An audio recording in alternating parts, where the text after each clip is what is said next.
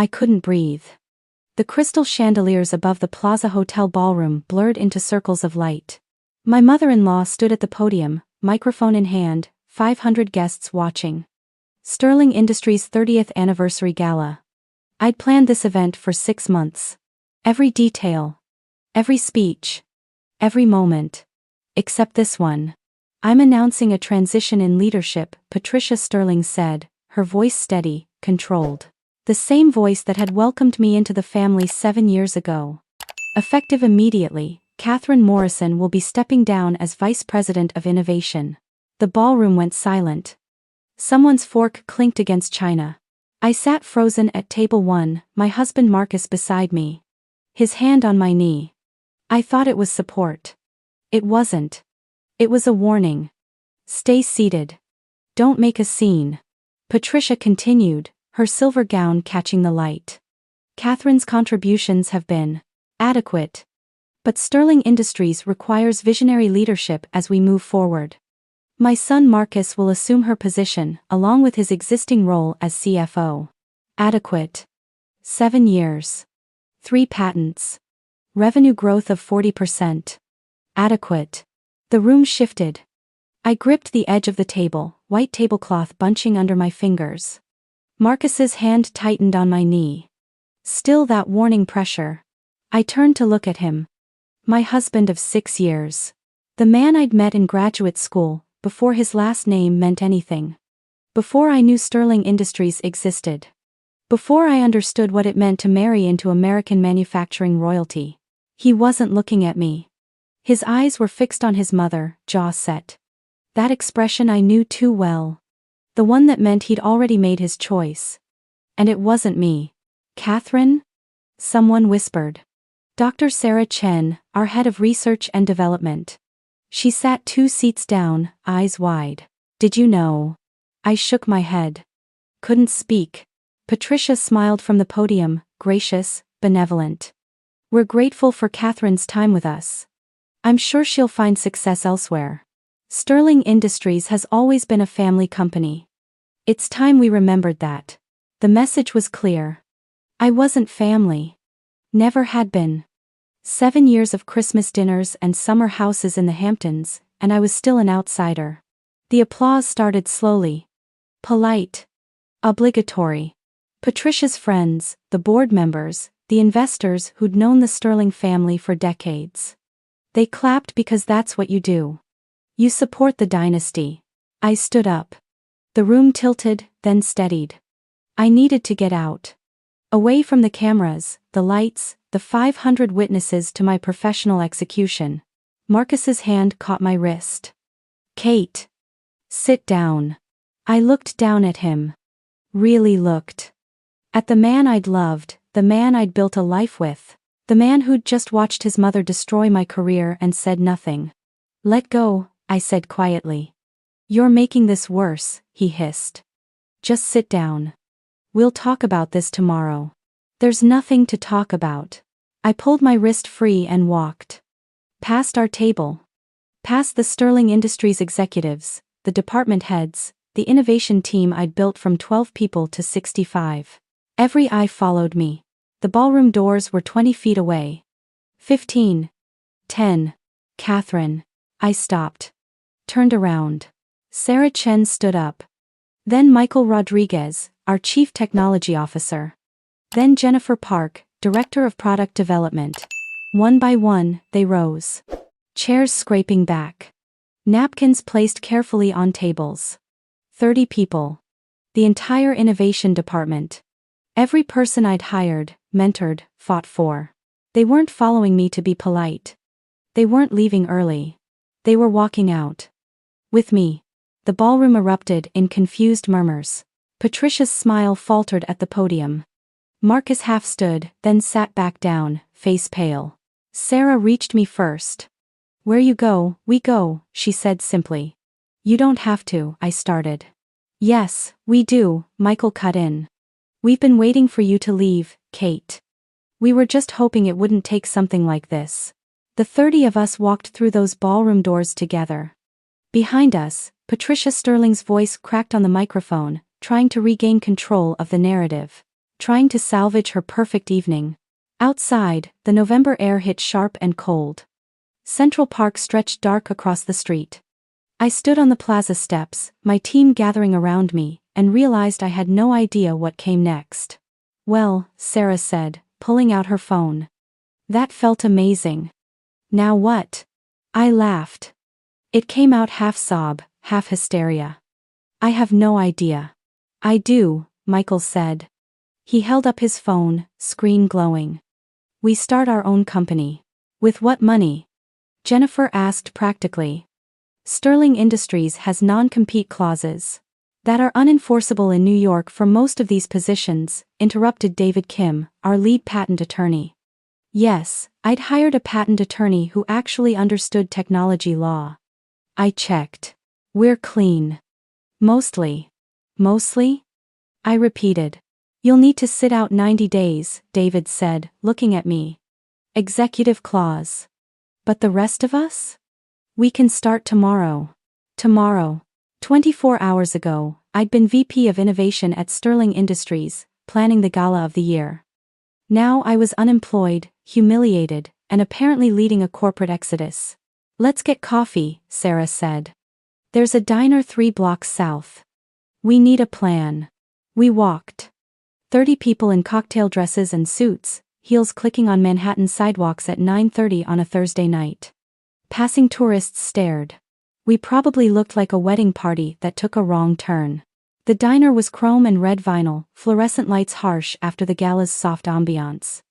We pushed tables together, ordered coffee and pie, and stared at each other. "Okay," I said finally. "Let's be realistic. Starting a company is already done," Sarah interrupted. She pulled out her laptop. Because of course Sarah brought her laptop to a gala. "I've been working on a business plan. For 2 years. Waiting for the right moment." She turned the screen around. I stared at the document.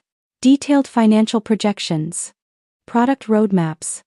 Market analysis. Target investors. "You've been planning to leave?" I asked. "We've all been planning to leave," Michael said gently. "Kate, you're brilliant. You doubled Sterling's patent portfolio. You launched products that changed our entire market position. But Patricia has been sabotaging you for 3 years. We all saw it. The budgets that got cut. The presentations she excluded you from. The credit she took for your work. Why didn't anyone tell me?" My voice cracked. "Would you have believed us?" Jennifer asked. "You loved Marcus. You wanted to believe his family accepted you. We understood that. I had loved Marcus." Past tense hitting me like a truck. "So, what's the plan?" I asked, looking at Sarah's laptop. "We build what Sterling should have built 2 years ago," Sarah said. "The AI integration platform you proposed. The one Patricia killed because it wasn't traditional manufacturing." I remembered that pitch. 300 slides. 18 months of research. Patricia had dismissed it in 12 minutes. Too risky. Too innovative. Not the Sterling way. "We'd need funding," I said. "I have contacts," David said. 3 venture capital firms I've worked with before. They'll take meetings. We'd need workspace. My brother owns a building in Brooklyn," Michael offered. "Tech hub. He can give us 3 months free while we get established. We'd need a name." Silence. Everyone looked at me. "Morrison Tech," Sarah suggested. I shook my head. "That's too personal. This isn't about me. It's about us." "Nexus Innovation," Jennifer tried. "Already trademarked," David said, typing on his phone. "Sterling Alternative?" Michael joked. We all laughed. Real laughter this time. Not the polite social noise from the gala. "Forge," I said suddenly. "We're forging something new. From scratch. Under pressure." "Forge Technologies," Sarah repeated slowly. "I like it. Forge Tech," Michael countered. "Cleaner." We took a vote. Forge Tech won, 22-8. By 3 in the morning, we had a framework. By 6, Sarah had drafted incorporation papers. By noon Friday, we'd rented office space in Brooklyn, borrowed furniture from Michael's brother, and sent our first investor pitch. I spent those 90 days of my non-compete consulting informally, meaning I sat in that Brooklyn office, drank terrible coffee, and watched my former team build something extraordinary. Marcus called 17 times the first week. I didn't answer. His texts cycled through anger, confusion, bargaining, guilt. Mom didn't mean to humiliate you. Yes, she did. You're overreacting. No, I wasn't. We can fix this. No. We couldn't. I still love you. Not enough. On day 12, divorce papers arrived via courier. I signed them the same day. 7 years dissolved in blue ink. Patricia called once. Day 15. I answered because I was curious what she could possibly say. Catherine, I hope you understand this was business, not personal. Firing me at a gala in front of 500 people was business? You're young. You'll find another position. I already have one. I'm CEO of my own company. Silence. Then. Your non-compete doesn't prevent me from consulting. Or planning. Or securing funding. My lawyers are very good, Patricia. You taught me that. Always hire the best. You're making a mistake. Sterling Industries will be fine without me. That's what you wanted to prove, right? That I was adequate but not essential? More silence. I'll see you in the market, I said, and hung up. Day 91, I walked into Forge Tech as official CEO. The office had grown. 60 people now. We'd poached 8 more engineers from Sterling, hired fresh graduates, and recruited a legendary CTO from Silicon Valley. Our first product launched day 147. The AI platform Patricia had killed. We'd refined it, improved it, and partnered with 3 major manufacturers for beta testing. Sterling Industries launched their competing product day 152. 5 days later. Rushed, buggy, based on my original proposal but implemented poorly. The tech press had a field day. Sterling's rushed response to Forge Tech falls flat. Innovation exodus. How Sterling Industries lost its edge. Patricia Sterling's billion-dollar mistake. That last headline appeared when Sterling's stock dropped 18% in 2 weeks. Investors weren't happy. Board members started asking questions. Why had 30 key employees left simultaneously? Why had the innovation pipeline dried up? Why was VP of Innovation now a position held by someone with a finance background and no technical experience? Marcus sent one final text, day 196. My mother is stepping down as CEO. Board forced her out. I'm leaving the company too. I'm sorry, Kate. For everything. I read it twice, then deleted it. Some apologies come too late. Day 212, we closed our series of funding. $45 million. 3 major venture capital firms, fighting to invest. We've been profitable since month 2, but this gave us room to scale. Day 283, Forbes published a profile. Catherine Morrison. The CEO who walked out and built a unicorn. Unicorn was optimistic, our valuation was only $800 million, but the sentiment was right. They interviewed me in our Brooklyn office, now expanded to 4 floors. What would you say to Patricia Sterling now? The reporter asked. I thought about that. About the woman who'd welcomed me into her family, then destroyed me publicly. About the 7 years I'd spent trying to earn her approval. About the night I'd walked out of that ballroom. Thank you, I said finally. She forced me to build something better than I ever could have built there. Sometimes the worst thing that happens to you becomes the best thing. Do you think she regrets it? I think she regrets the consequences. But I don't think she regrets her choice. Patricia Sterling believes in legacy, in family, in tradition. I believe in innovation, in merit, in change. We were always going to clash. She just gave me the push I needed to leave. And your ex-husband? He made his choice too. Standing by while someone else tears you down is still a choice. Why didn't anyone tell me? My voice cracked. Would you have believed us? Jennifer asked. You loved Marcus. You wanted to believe his family accepted you. We understood that. I had loved Marcus. Past tense hitting me like a truck. So, what's the plan? I asked, looking at Sarah's laptop. We build what Sterling should have built 2 years ago, Sarah said. The AI integration platform you proposed. The one Patricia killed because it wasn't traditional manufacturing. I framed one message, hung it in my office. You didn't just walk out. You walked forward. Day 365, 1 year exactly. Forge Tech signed a partnership with Sterling Industries' biggest competitor. $200 million deal. Our technology would power their entire manufacturing platform. The press release went out at 9 a.m. By 10 a.m., Sterling's stock had dropped another 12%. By noon, they'd announced a restructuring. By 5 p.m., they'd laid off 300 employees. I should have felt triumph. Vindication. Sweet revenge. Instead, I felt sad. For the employees who'd lose jobs. For the company that had once been innovative and bold. For Marcus, who'd inherit a diminished legacy. But mostly, I felt grateful. Sarah knocked on my office door. Stop brooding. We're celebrating. I'm not brooding. You're absolutely brooding. You have your, I feel guilty for succeeding face on. That's not a real face. It absolutely is. Come on. The whole team's waiting. We gathered in the main workspace. 60 people now expanded to 95. Engineers, designers, salespeople, marketing specialists. Every person here because they believed in building something new. 1 year ago, I said, standing on a chair because I'm 5'4" and needed the height, I got fired at a gala. Best thing that ever happened to me. Everyone laughed. Because I got to build this. With all of you. We didn't just create a company. We created a place where innovation matters more than tradition. Where merit beats pedigree. Where walking out isn't giving up, it's moving forward.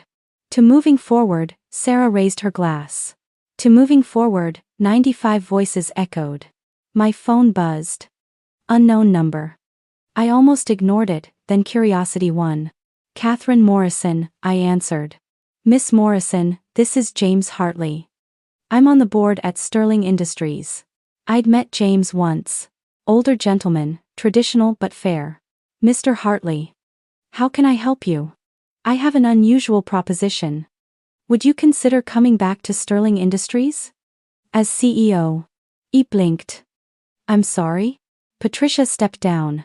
Marcus declined the position. The board needs someone who understands both the traditional business and innovation. Someone who can bridge that gap.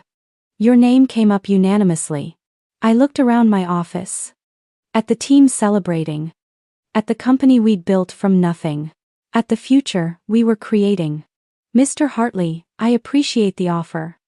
But I'm exactly where I belong. The compensation would be significant. It's not about money.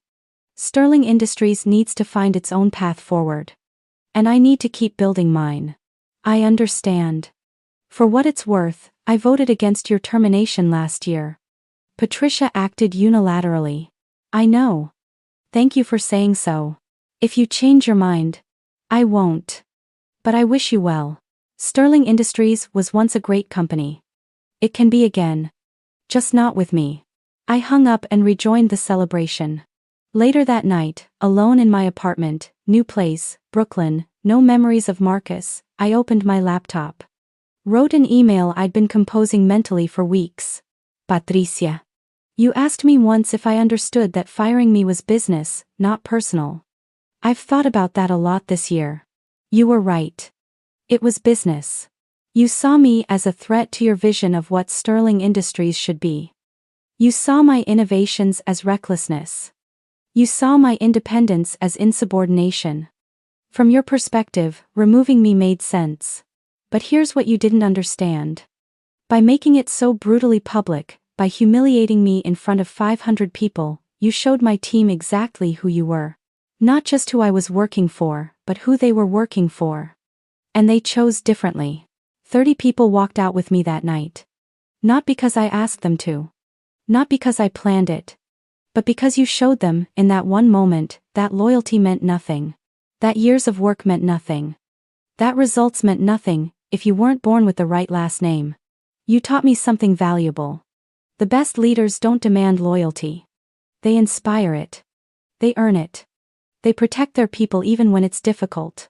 I'm building that kind of company now. The one you could have built. If you'd been willing to change. Thank you for the lesson. Catherine Morrison. CEO. Forge Tech. I read it 3 times. Then deleted it. Patricia didn't deserve my thoughts. She didn't deserve my time. She'd already taken 7 years. She wouldn't get another moment.